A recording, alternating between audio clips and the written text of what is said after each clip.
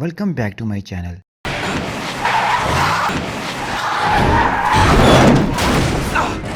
Film की शुरुआत में हम एक 17 साल लड़की बेला को देखते हैं। उसकी पेरेंट्स की डाइवोर्स हो चुकी है।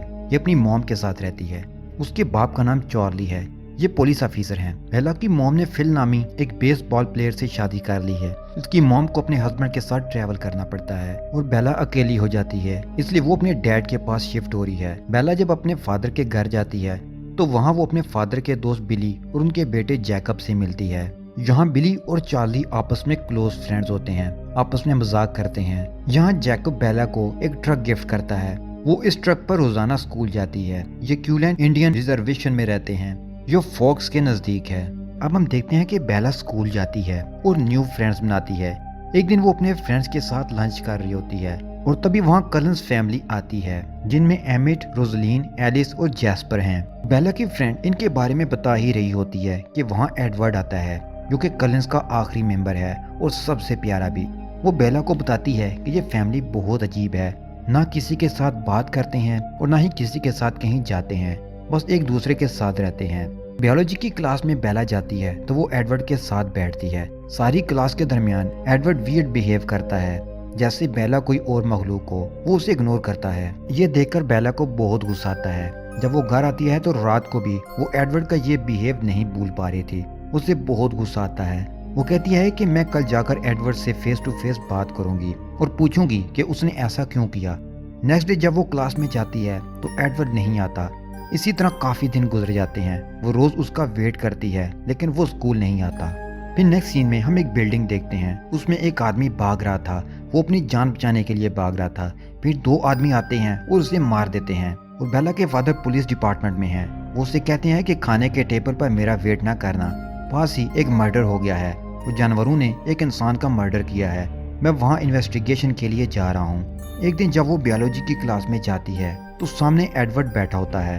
बेला हैरान हो जाती है कि वो इतने दिन बाद आया। बेला उससे बात नहीं करती बल्कि वो खुद बेला से बात शुरू करता है और दोनों आपस में अच्छे अंदाज में बात करते हैं। जब वो क्लास से बाहर आते हैं तो बेला उसे बताती है कि मैं अपने डैड के पास शिफ्ट हुई हूँ। इस दौरान बेला नोट करती है कि एडवर्ड की आइज का कलर चेंज हो रहा है।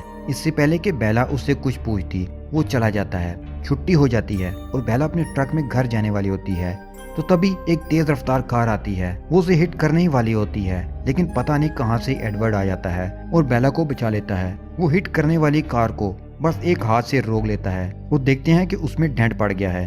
बेला हॉस्पिटल में एडवर्ड के फोस्टर डैड को इस इंसिडेंट के बारे में बताती है कि कैसे एडवर्ड ने उसकी जान बचाई। वो भी वियर्ड एक्ट करते हैं। ये देखकर बेला परेशान हो जाती है। वो एडवर्ड को कलन और रोजलेन से बात करते हुए देख लेती है। वो एडवर्ड को बुलाती है और फिर पूछती है कि उसने ये सब किया और कैसे किया, तो वो उसकी किसी भी बात का जवाब दिए बगैर वहां से चला जाता है। उसके बाद बेला एडवर्ड की तरफ खींची चली जाती है लेकिन वो उसे इग्नोर करता है। बेला को ये सब बिल्कुल भी अच्छा नहीं लगता। एक दिन एडवर्ड उससे बात करता है तो वो कहती है कि हम एक बीच पर पार्टी के लिए जाएंगे, तुम भी वहां आ जाना। वो सब बीच पर जाते हैं और एडवर्ड का इंतजार करते हैं लेकिन वो नहीं आता।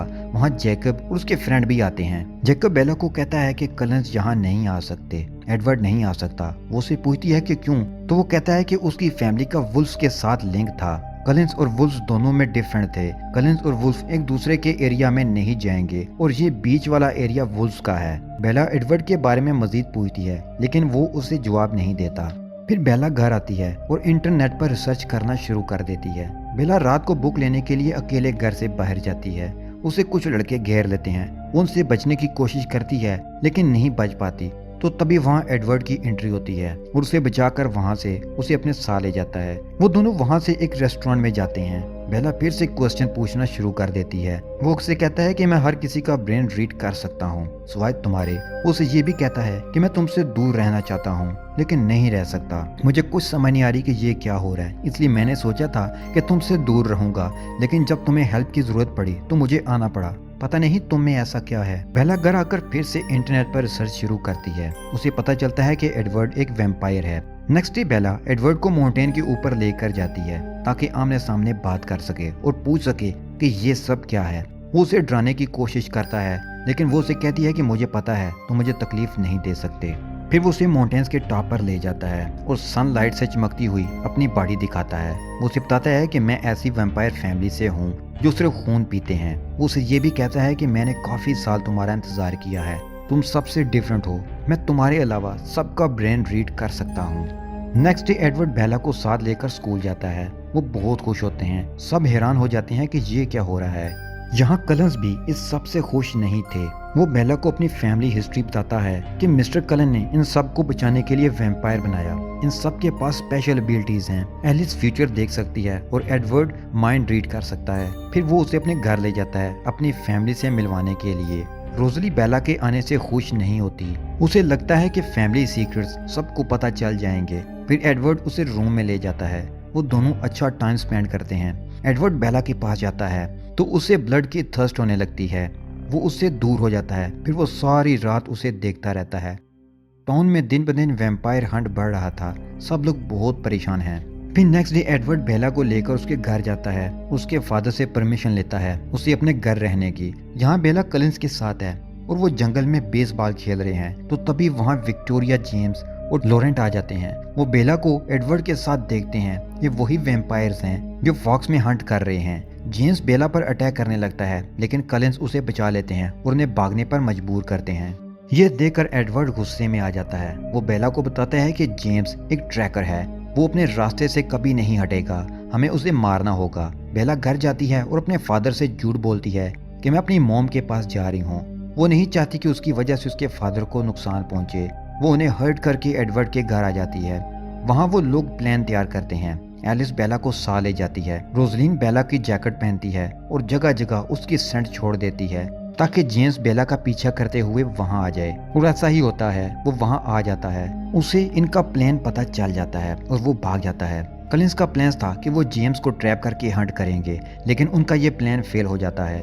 जेम्स बेला के स्कूल के रिकॉर्ड से उसके घर का एड्रेस लेता है और फिर बेला को कॉल करता है कि मैंने तुम्हारी मॉम को किडनैप कर लिया है और वो इससे अकेले मिलने के लिए स्टूडियो आने का कहता है। बेला उसकी बात मान जाती है। वहां पहुंचकर उसे पता चलता है कि उसकी मॉम तो सेफ हैं। ये जेम्स की चाल थी। वो बेला को टॉर्चर करने लगता है, उसे धक्का देता है, उसका सर दीवार के साथ लगता है। तो तभी वहां एडवर्ड आ जाता है और उन दोनों के दरमियान फाइट होने लगती है। वो जेम्स को दूर फेंक देता है और बेला को वहां से लेकर जाने ही वाला होता है कि जेम्स उड़कर आ जाता है और बेला को बाइट करता है। एडवर्ड जेम्स को पकड़ लेता है और इन दोनों के दरमियान फिर से फाइट होने लगती है। बेला मिरर्स के ऊपर जाकर गिरती है। फाइट बहुत शदीद होती है। तो तभी वहाँ कलिंस आ जाते हैं और जेम्स को मारकर जला देते हैं। एडवर्ड बेला के पास आता है और उसकी कलाई पकड़कर जहर बाहर निकाल देता है। बेला को हॉस्पिटल ले जाते हैं। वहाँ पता चलता है कि बेला की लेग टूट चुकी है। जैकब बेला से मिलता है, उससे कहता है कि वो एडवर्ड से दूर रहे। एक पार्टी में बेला और एडवर्ड रोमांटिक डांस करते हैं। बेला उससे कहती है कि मुझे भी वैम्पायर बना दो लेकिन एडवर्ड नहीं मानता। विक्टोरिया बेला पर नजर रखी होती है ताकि जेम्स की मौत का बदला ले सके।